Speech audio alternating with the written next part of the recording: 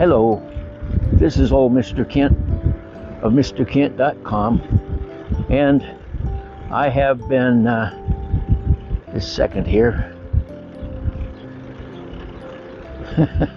gotta get my bike running right. Okay, in past videos I have been telling the stories of my life from the not the very beginning, but from when I was a child.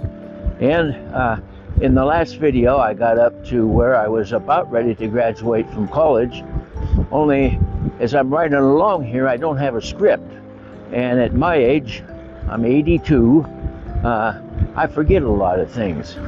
And so here comes a guy on a bicycle. Good morning. And so one of the things I forgot in the last video, I got a comment that said, well, what happened to the motorcycle? And that reminded me, a very important thing happened about the motorcycle.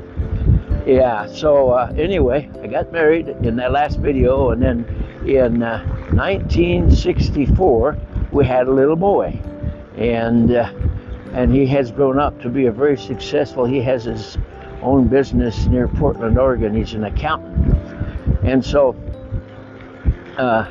but at that point in time, it's the first day I was able to take him home.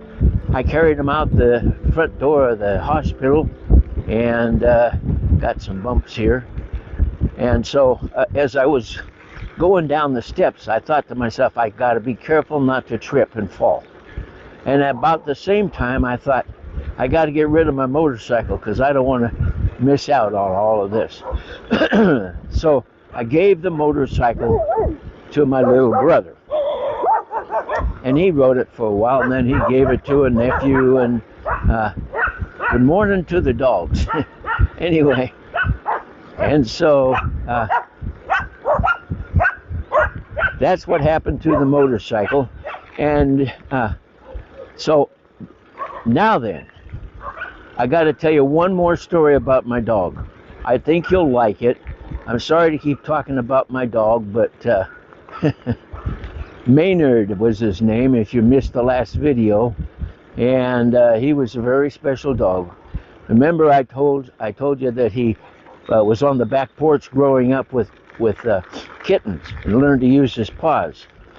Well, the part I didn't get to, because I just forgot, was one day he was outside, because we always let him roam, and he came in the front door. The front door opened, and in walked Maynard. And so, we thought somebody let him in, got up, and looked around. Nope, nobody around. What happened was he had watched people enough that he learned to open a door. If it wasn't jammed and it was easy to open, he could lean on it and open it with his paws, turn the knob and everything. And so that we kind of got used to that. He'd let himself in, but he never did shut the door behind him. Well, so one day, this is the part I wanted to tell you about. One day I needed to go to the bakery, and it was a hot summer day, and so I took Maynard, and we got in my wife's car, which I rolled all the windows down, and he got in the back seat, and we went to the bakery. Well, I went in, bought the stuff I needed, and I came out, and Maynard wasn't there. He was gone. So I walked around, I looked in the floor of the back seat and everything. He was gone. So I walked around all over the place looking for Maynard and hollering for him, and no answer. So now you can imagine what was going on down inside of me. I was just, very concerned. And so I went home and called the newspaper and put an ad in the paper for a lost dog. Well, took a couple of days, but finally I got a phone call. And the guy said, "You the one that lost the dog?" I said, "Yeah." He says, "You really want that dog back?" I said, "Yeah." He says, "You sure?" I said, "Yeah." He said, my kids love that dog. You sure you want to take him back? I said, yes. And so he said, okay, well, you describe the dog. So I described the dog where all the little spots were on him, little white spots, because he was a black lab. And he said, okay, now describe the collar. He wasn't about ready to give that dog to anybody. And so he said, describe the collar. So I described the collar, and got a car coming behind us here. Got a dog. Okay, so anyway, so he said, okay, come and get the dog, and he gave me his address. So I go to his house, and he told me this story. He says, you know how we got the dog? I said, no. He said, we were out shopping. Nobody home. We just went shopping. We came home, and our front door was open. Now you can imagine what would go through somebody's mind when they come home and there's nobody there except that now the door's open. And so he said, I don't remember all the details, but he was worried because he didn't know, if somebody was in there or what. So he very carefully snuck up to the front door, looked around the corner, and here was that black dog sitting on the couch wagging his tail. and so that was Maynard, I'm sorry. And so that's how come I wanted to tell you that story, because it was just like he could go into anybody's house. All right, so I got that story covered now. Now I can go ahead and tell you about graduation. Will get me out of college this time. And so they didn't have a ceremony in the middle of the year. I graduated in December of 1964, and they didn't have any, got a lot of dogs along here. They didn't have any celebration or anything until spring. At springtime I could have come back and gone through all that stuff, but I didn't. Anyway, so what we did was we moved down from Bellingham. We moved down to my folks' place near SeaTac, a little south of Seattle, and we stayed with them until I could find a job and we could find a place to live. And so and so I knew Boeing was hiring people, and my mom, who always liked to run the show, was dead set on me going and applying at Mack Trucks, because my cousin's husband worked there, and so I would be sure to get a job there. Going out to have some fun? Oh yeah. God bless. Anyway, so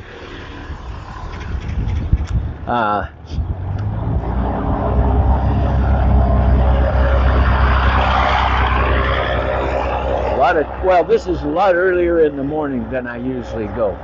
So there's people going places, I think.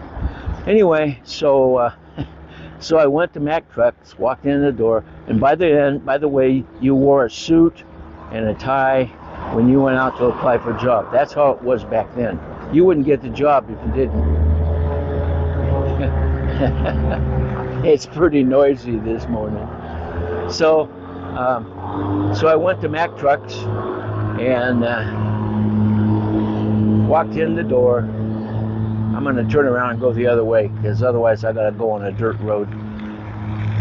And there's less traffic this way than there is that way. So I went to Mack Trucks, walked in the door, walked up to the receptionist, and she greeted me, and I said, I'm looking for a job. Do you have any openings? And she said, we're not taking any applications at this time. So that was a wasted trip, but my mom was happy. So then I went over to the Boeing company, and that was in Renton, Washington, and they had Renton Airport, and they had a plant there where they made the 707 jets and stuff. And so I went there, And there was a lot of temporary stuff going on because they were gearing up to get the bid for the C5A big old transport. And so they had, the way they had it set up was just how they wanted it. But anyway, they had this little temporary building that was in the middle of a parking lot, and like where I parked the car, it was about 200 feet across a bare parking lot to the building, and the building was about 200 feet away from the main factory, and so it was just out in the open there. And so so I went in and I applied, and they liked it. They took my applications and they liked what they saw, and they asked me a few questions, and they said, and by now this was like 11 o'clock in the morning, and they said, come back at 1 o'clock and we'll interview you. Now remember, I had my suit, my tie, I was all spiffied up and everything. And so I thought, well, I'm not going to go home because I got, it'd take me as long to get home and get back as it would to just sit in the car. And it was winter time. I don't know if I told you that, because remember, I graduated in December. So it was winter time and icy and cold. And so I came out of that little building, and over to my left, I looked in where the factory was, and there was a little donut shop over there. And the guy, it was along next to the wall of the factory building, and the guys were coming out of the doors and taking their break. And so I thought, well, I'm going to go over and get me a cup of coffee and a donut. So I went over there, got in line, got my cup of coffee, got my donut, paid for it, came out of the door, and now I got to walk across the parking lot several diagonally over to where my car is. And so it was several hundred feet, and I got this large coffee. I got a large coffee, so the cup was like, 8 inches high and big around. And I'm walking across there, and all these guys are sitting on a bench. There's a big long bench that they could sit on outside the little coffee shop. They could sit on and eat their snack. So there's a bunch of guys lined up sitting there, so I thought I'll just go sit in the car. So I'm walking across the parking lot, and I hit some ice. Now, I just try to do this while I'm riding along. I had my coffee cup in my right hand, my left hand had the donut. I'm walking along, and I hit some ice, and my foot slipped, and I went like that to balance myself. When I went like that, the coffee in the cup went straight up in the air and came down on top of my suit and everything. And of course, all the guys sitting on the bench saw that, and I got a great applause from those guys. Anyway, so it ended up, I didn't get to finish my coffee. I had to rush home and change clothes so I could come back for the interview. So that's what I did, and I came back, and I got through the interview, and so they told me at the end of the interview that I was hired. And they told me I would be making $4,800 a year, which was a little lower than medium income, but it was good for starters and stuff like that. $4,800 a year. And so I thought, well, good, I got me a job. So I got in the car and I drove home to my parents' house. I came in the door and my mom said, well, did you get a job? And I said, yeah, I've got a job at Boeing. And she said, all right, how much are they going to pay you? And I said, $4,800 a year. My mom got so mad. I've never seen her so mad. That's all they're going to pay you after going to college? She was so mad. And so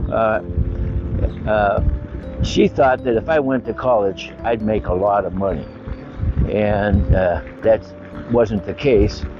When I went to college, I went to be a teacher, and we'll get to that part later. But when I went to work as a teacher, guess what they paid me? $4,800 a year. Like I said, that was a good starting wage. And that was a good starting wage, and that's what they paid me when I started teaching. But that's another story, and we'll get down to that later in that particular year. That was 1965. So anyway, I got my job at Boeing. Next video, I'll tell you how they treated me at Boeing. So stay tuned. I want to thank you for watching my videos, and God bless.